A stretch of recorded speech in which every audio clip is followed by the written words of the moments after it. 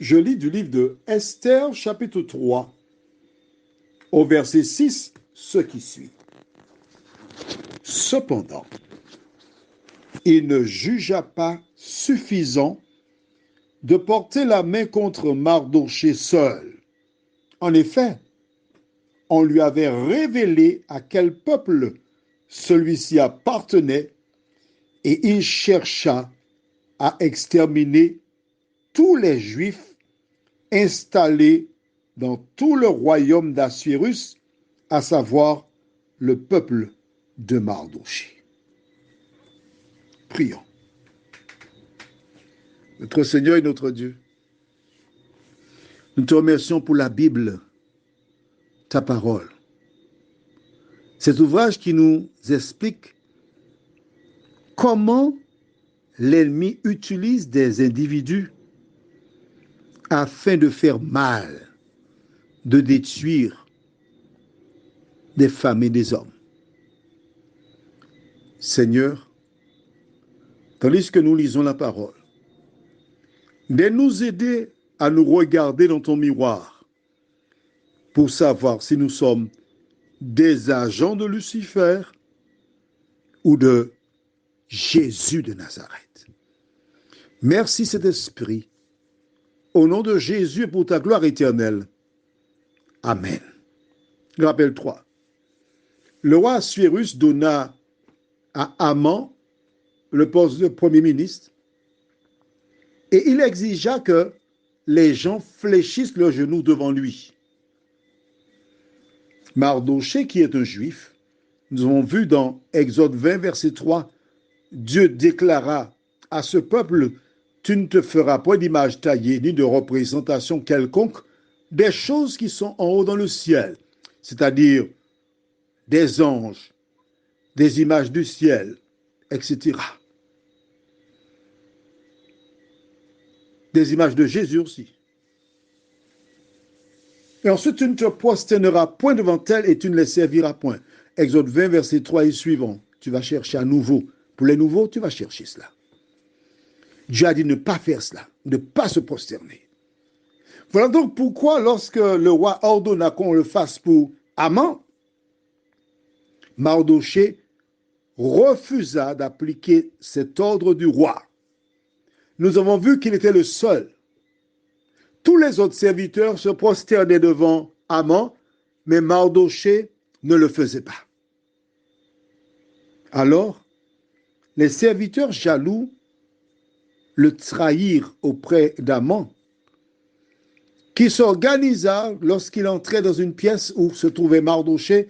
Il observait pour voir quelle était son attitude.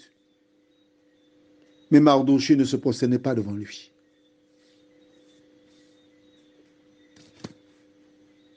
Qui incite les hommes à faire le contraire de ce que Dieu dit? Tu sais de qui il s'agit? À partir d'aujourd'hui, quand on te propose quelque chose dans le domaine religieux, prends la Bible, cherche pour voir ce que dit Dieu. Si ça ne vient pas de Dieu, ne fais pas la chose. Si tu n'es pas sûr de toi, tu envoies un petit WhatsApp au numéro suivant, plus 596 696 88 93 93, plus 596 696 88 93 93. Facile. Tu as un doute, tu envoies un petit message. Tu recevras dans la journée la réponse.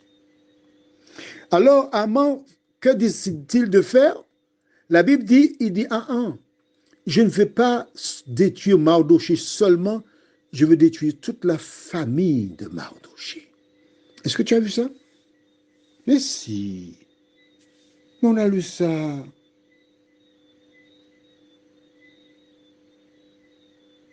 La fin du verset 6. Et il chercha à exterminer tous les Juifs installés dans tout le royaume d'Assuérus, à savoir le peuple de Mardochée. Un seul homme, mais c'est tout le peuple. Les siècles se sont écoulés. Il suffit qu'une personne dans une communauté religieuse ait commis une erreur, un péché. Qu'est-ce qui se passe? On va s'organiser pour révéler le nom de la communauté religieuse de la personne. Mais c'est une personne. Pourquoi chercher à jeter le discrédit sur l'ensemble des croyants? Tu sais pourquoi le diable fait cela? C'est afin de mettre une telle pression sur la personne qui a commis l'erreur. Cette personne risque de se voir noire.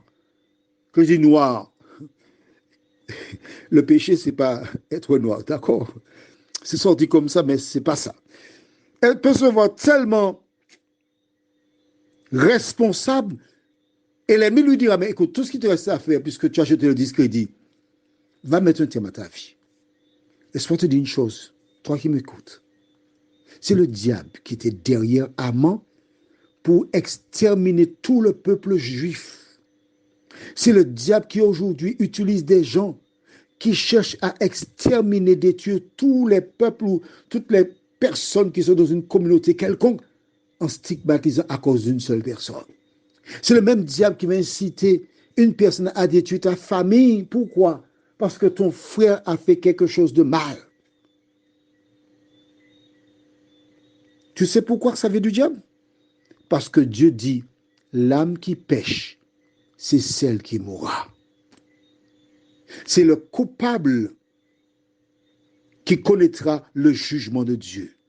Mais le diable, il veut détruire la totalité de la famille, la totalité du peuple.